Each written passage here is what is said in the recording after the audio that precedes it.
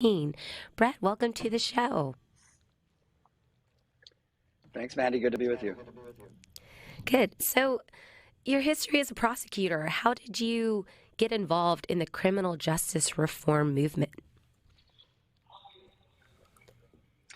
Yeah, I think it's a bit odd, right, for someone who's been a prosecutor, but for me, it was very natural. I mean, I was a federal prosecutor for well over a decade.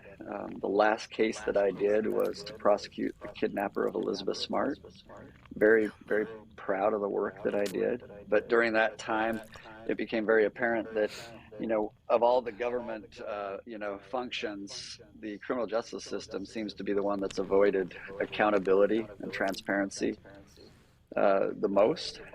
And I think I realized that when I was a prosecutor, and then I've worked since to try to change the system in a way that, and why I like conservatives being involved in it is to change the system and not forget about victims of crime and not compromise public safety. And that's what we're trying to do across the country. That's such an important point, and I think you have just such an interesting perspective and one from experience. You were a prosecutor. You were in. You saw the system, and usually you're attracted to the prosecutorial side because you believe in the system, and that's why you want to go be a part of it. You still believe in the system, but have seen needs for reform. Now, when you say criminal justice reform, and in particular, how do you differentiate it with soft on crime approach that's being pushed by some prosecutors in extremely liberal cities? Yeah, that right now is why I think conservatives are the most important voice on the criminal justice, you know, arena. And you take New York, for example, and Mm. most of the left, they react and they legislate based on emotion. So New York they want to do away with all bail, right? So they got rid of all bail out of an interest in trying to, accommodate those that might not be able to afford it. Well, their crime spiked. It was bad policy based on emotion. The difference is we come in and we say, okay, we can change bail on the low level offender with low level bail that can't afford it.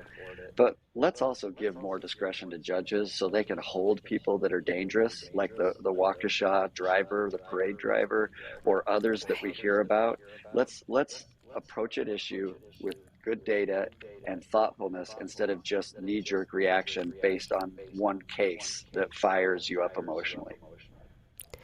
Yeah, that is so wonderful to hear because even in these instances where you're dealing with real people, real lives, whether it's the perpetrator's life and family or the victim's life and family, you're in a really high emotional situation. So the ability to dig in and make decisions based on facts and what works and what doesn't. It seems especially needed in this space. Now let's shift to Mississippi really quick. So Mississippi has the second highest imprisonment rate in the nation. From state taxpayers' perspective, they're shouldering the cost of 652 incarcerated people for every 100,000 adults. Now, we're not just focusing on the cost here. Right, there's a reason that folks are behind bars, so to speak, but Mississippi recently expanded its parole eligibility in 2021. Could you talk about either your involvement in that in the state of Mississippi or other places, and why embracing that type of parole eligibility, expanded eligibility, can make sense? Yeah, absolutely. Mississippi has, one of the more important challenges ahead of them, and that is, is Mississippi going to look at its incarceration rate, and are they going to reduce that while at the same time not compromising public safety? One way to do that is to expand parole eligibility, and that doesn't mean that the individuals get out, but Mississippi is now more in line with red states like Utah, Texas, um, Kentucky, and other states where Tennessee, for example, where they've expanded who is eligible for parole, and they're doing it thoughtfully so that you do have an opportunity to consider more individuals that we might see have lowered their risk of recidivism and might be worthwhile participating in parole. But you can do other things, you know. And I think Governor Reeves is thoughtfully approaching it, understands that it needs to be done, but to be done using examples from other states and best practices, and also hopefully with input from organizations like ourselves and others. And let's face it, law enforcement, they don't want to keep arresting the same people. And so if that's happening, and if we're filling, you know, our prisons and they're bursting at the seams, are we addressing the fact that 95% of these individuals are going to be getting out of prison? And if they are, what shape are they going to be in?